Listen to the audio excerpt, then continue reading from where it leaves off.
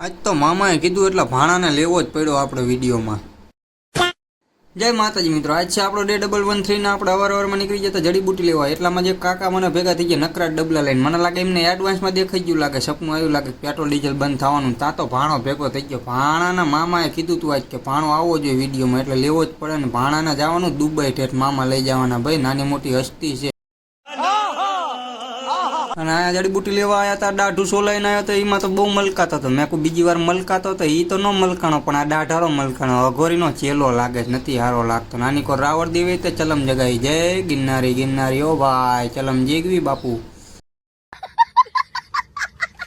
એટલામાં ચીકણો આવી ગયો, આ દાંત કાઢે એટલે 3 વાર દાંત કઢાવવા પડ્યા એની પાસે। આ જો ફૂટવાલ બાપુનો ચેલો જો ગાંઠિયા ચામાં બોરી બોરીને ખાતો હતો। જય ફૂટવાલ બાપુની સુખી રાખે તને ફૂટવાલ બાપુ।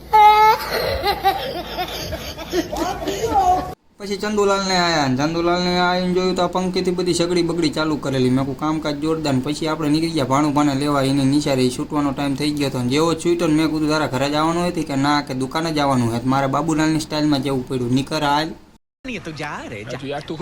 વિડીયો જોવાની મજા આવી હોય તો ફોલો કરતા જજો ને, યુટ્યુબની લિંક આપણા બાયોમાં છે, જઈને સબસ્ક્રાઈબ કરી લેજો। આજના વ્લોગમાં એટલું જ તે, મળીએ કાલે। જય માતાજી।